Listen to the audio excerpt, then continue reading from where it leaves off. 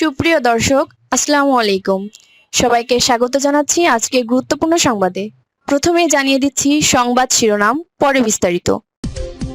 ময়মনসিংহে বিএনপির দু গ্রুপের সংঘর্ষ, ছুরিকাঁধে স্বতন্ত্র প্রার্থীর কর্মী নিহত।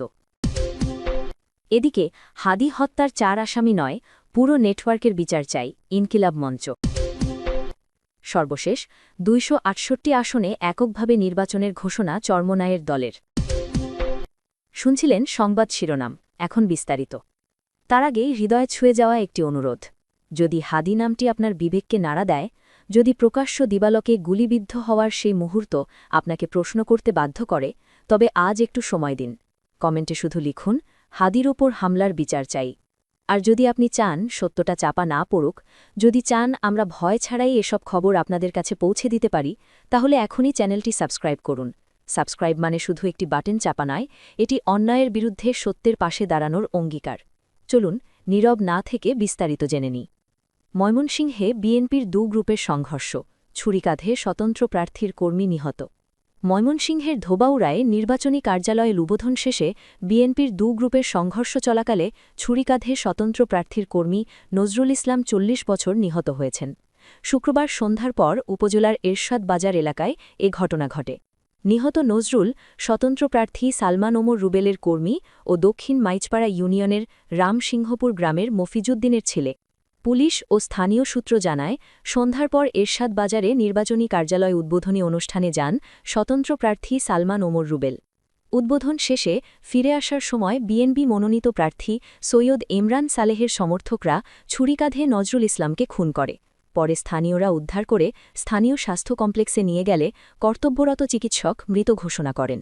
এ বিষয়ে সালমান ওমর রুবেল বলেন, আমাদের অফিস উদ্বোধন করে বের হওয়ার সময় পিছন থেকে অতর্কিত হামলা করে প্রিন্স ভাইয়ের লোকজন। পরে তাকে উপজেলা স্বাস্থ্য কমপ্লেক্সে নিয়ে গেলে চিকিৎসক মৃত ঘোষণা করেন। মরদেহ হাসপাতালে রয়েছে। আমার কর্মী নজরুল ইসলামকে হত্যার সাথে জড়িত সকলকে দ্রুত গ্রেপ্তারের দাবি জানাচ্ছি। এদিকে নিহতের লাশ নিয়ে বিক্ষোভ মিছিল করে স্বতন্ত্র প্রার্থী সালমান ওমর রুবেলের লোকজন। এ বিষয়ে বিএনপি মনোনীত প্রার্থী সৈয়দ ইমরান সালেহ বলেন, আমি এ ব্যাপারটা নিয়ে পুরোপুরি অবগত নই, তবে প্রাথমিকভাবে যেটুকু শুনেছি এটা তাদের পারিবারিক কোনো একটা সমস্যা নিয়ে ঝামেলা, এটাকে রাজনৈতিক রং লাগানোর চেষ্টা করছে। প্রাথমিকভাবে জানা গেছে দুলাভাই এবং বোনজামাই তাদের পাশাপাশি বাড়ি, তাদের নিয়ে আগে কোনো সমস্যা ছিল। যে মারছে সে আমাদের দলের সমর্থক। তবে এটা যদি এরকম হয়ে থাকে আমরা ব্যবস্থা নিব। এ ঘটনায় এলাকায় থমথমে অবস্থা বিরাজ করছে। এলাকায় অতিরিক্ত পুলিশ মোতায়েন করা হয়েছে, তৎপর রয়েছে আইন শৃঙ্খলা বাহিনী। এ বিষয়ে ধোবাউড়া থানার ভারপ্রাপ্ত কর্মকর্তা মোহাম্মদ শফিকুল ইসলাম বলেন, এই হত্যাকাণ্ডে যারা জড়িত তাদের সবাইকে আইনের আওতায় আনা হবে। ইতোমধ্যে দুজনকে আটক করা হয়েছে, ঘটনাস্থল পরিদর্শন করা হয়েছে, আইনগত ব্যবস্থা প্রণয়নধীন। সহকারী রিটার্নিং অফিসার উজ্জ্বল হোসেন বলেন, বিষয়টি ডিসি সহ ঊর্ধ্বতন কর্মকর্তাকে জানিয়েছি, দ্রুত ব্যবস্থা নেওয়া হবে। পুলিশ, র্যাব সহ আইনশৃঙ্খলা বাহিনী কাজ করছে। এই ঘটনার সুষ্ঠু বিচার নিশ্চিত করা হবে। একে হাদি হত্যার 4 আসামি নয়, পুরো নেটওয়ার্কের বিচার চাই ইনকিলাব মঞ্চ। ইনকিলাব মঞ্চের আহ্বায়ক শহীদ শরীফ ওসমান হাদি হত্যা মামলার 4 আসামি নয়, হত্যাকাণ্ডে জড়িত পুরো নেটওয়ার্কের বিচার চেয়েছেন দলটির সদস্য সচিব আবদুল্লাহ আল জাবের। হাদি হত্যার বিচার দাবিতে শুক্রবার 16 জানুয়ারি জুমার পর ঢাকা বিশ্ববিদ্যালয়ের কেন্দ্রীয় মসজিদ থেকে বিক্ষোভ মিছিল বের হয়। পরে টিএসসিতে রাজু ভাস্কর্যের সামনে গিয়ে মিছিলে অংশগ্রহণকারীরা বসে পড়েন। সেখানে একাধিক নেতা বক্তব্য দেন। তখন জাবের হাদি হত্যার সঙ্গে জড়িত পুরো নেটওয়ার্কের বিচার চান। চার্জশিট নিয়ে প্রশ্ন তুলে তিনি বলেন, এ ঘটনায় 5টি টিম কাজ করেছে, এটা অস্বীকার করা হয়নি। তাহলে চার্জশিটে কেন শুধু 4 জন? বাকি 5টি টিমের কোনো তথ্য নেই কেন? ইনকিলাব কালচারাল সেন্টারে 21 জনের একটি টিম হত্যাচেষ্টায় যুক্ত ছিল বলে বলা হয়েছে, কিন্তু চার্জশিটে ফয়সাল, মাসুদ ও আলমগীর ছাড়া আর কাউকেই দেখা যায় না। আমরা পুরো নেটওয়ার্কের বিচার চাই। আবদুল্লাহ আল জাবের বলেন, বৃহস্পতিবার ওসমান হাদি হত্যা মামলার চার্জশিট পর্যালোচনা শুনানি ছিল। সেখানে মূল আসামিদের কাউকেই অন্তর্ভুক্ত করা হয়নি। কারা তাদের আড়াল করতে চায় আমরা বুঝি। তিনি বলেন, রাষ্ট্র যদি তাদের আড়াল না করে তাহলে তাদের আর লুকানোর কোনো পথ নেই। গত 17 বছরে বিরোধী দলের কেউ যদি 40 ফুট মাটির নিচেও থাকত, সেখান থেকেও বের করে আনা হয়েছে। সেই কাঠামো এখনও বাংলাদেশে আছে, না হলে এখন কেন পারছে না? রাষ্ট্রের ভূমিকার সমালোচনা করে আব্দুল্লাহ আল জাবের বলেন, ঘরের ইঁদুরে যদি বান কাটে সেই বান টেকানো যায় না।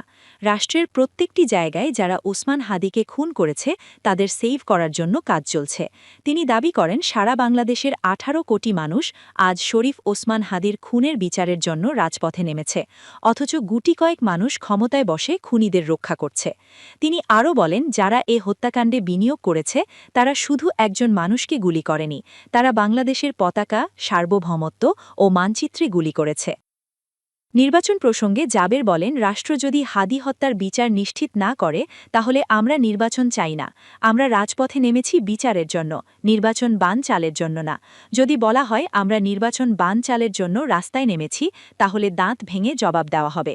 সমাবেশ শেষে ইনকিলাব মঞ্চের পক্ষ থেকে জানানো হয়, আগামী 5 দিনের মধ্যে ওসমান হাদির বিচারের দাবিতে আরও বৃহত্তর সমাবেশ ও কর্মসূচি ঘোষণা করা হবে।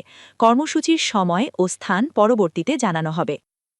সর্বশেষ 268 আসনে এককভাবে নির্বাচনের ঘোষণা চরমোনাইয়ের দলের। জামাতে ইসলামী সহ 11 দলের যে নির্বাচনী ঐক্য হয়েছে তা থেকে বেরিয়ে যাওয়ার ঘোষণা দিয়েছে চরমোনাই পীরের নেতৃত্বাধীন দল ইসলামী আন্দোলন বাংলাদেশ। দলটি 268টি আসনে এককভাবে প্রতিদ্বন্দ্বিতার ঘোষণা দিয়েছে। শুক্রবার বিকেলে দলের কেন্দ্রীয় কার্যালয়ে ইসলামী আন্দোলন বাংলাদেশের যুগ্ম মহাসচিব এবং দলের মুখপাত্র মাওলানা গাজী আতাউর রহমান এই ঘোষণা দেন। গাজী আতাউর রহমান জানান, তাদের প্রার্থীরা 270টি আসনে মনোনয়নপত্র দাখিল করেছিলেন, তবে 2টি আসনে প্রার্থিতা বাতিল হয়েছে। বাকি 268 জন প্রার্থী এখনও কাজ করছেন। তাদের নির্দেশনা দেওয়া হয়েছে যাতে তাদের একজনও প্রার্থিতা প্রত্যাহার না করেন। তিনি আরও বলেন, আমরা এদেশের ইসলামপন্থী জনতার আবেগের সঙ্গে কিছুতেই প্রতারণা করতে পারি না। আমরা ইসলাম প্রতিষ্ঠার জন্য, ইসলামের সুমহান আদর্শ প্রতিষ্ঠার জন্য, ইসলামের আলোকে কল্যাণ রাষ্ট্র প্রতিষ্ঠার জন্য দীর্ঘদিন যাবৎ এখানে কাজ করে আসছি। আমরা এ থেকে বিচ্যুত হতে পারি না।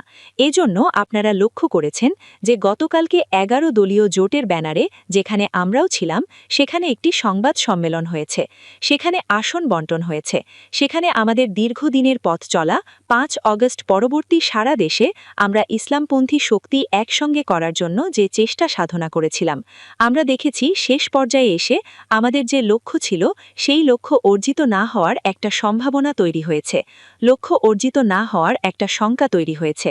এই শঙ্কা থেকে আমরা চিন্তা করলাম আমাদের ইসলামের পক্ষের একটি বাক্সকে আমাদের হেফাজত করতে হবে। ইসলামী আন্দোলনের মুখপাত্র বলেন, এখানে জামাতে ইসলামী একটি বড় শক্তি ছিল, অস্বীকার করার সুযোগ নেই। তাদের শক্তি সামর্থ্য অনেক বেশি, কিন্তু আমরা আদর্শিকভাবে, নৈতিকভাবে কারো চেয়ে দুর্বল নই। গাজী আতাউর রহমান বলেন, জামাতের আমির ডক্টর শফিকুর রহমান তিনি স্পষ্ট করে বলেছেন যে তারা ক্ষমতায় গেলে প্রচলিত আইন অনুযায়ী রাষ্ট্র পরিচালনা করবে। তিনি খ্রিস্টান সম্প্রদায়ের প্রতিনিধিদের সঙ্গে কথা বলেছিলেন। সেই খ্রিস্টান সম্প্রদায়ের একজন সম্মানিত নারী তিনি স্পষ্ট করে বলেছেন যে আমরা আশ্বস্ত হয়েছি জামাতের আমির শরিয়া প্রতিষ্ঠা, শরিয়া আইন প্রতিষ্ঠা করবেন না। এই ওয়াদা তিনি করেছেন। এজন্য আমরা আশ্বস্ত হয়েছি। এই বিষয়টা যখন আমরা জানতে পারলাম তখন আমরা স্পষ্ট হয়ে গেলাম আমরা যে লক্ষ্য নিয়ে চলছি সেই লক্ষ্য অর্জিত হবে না।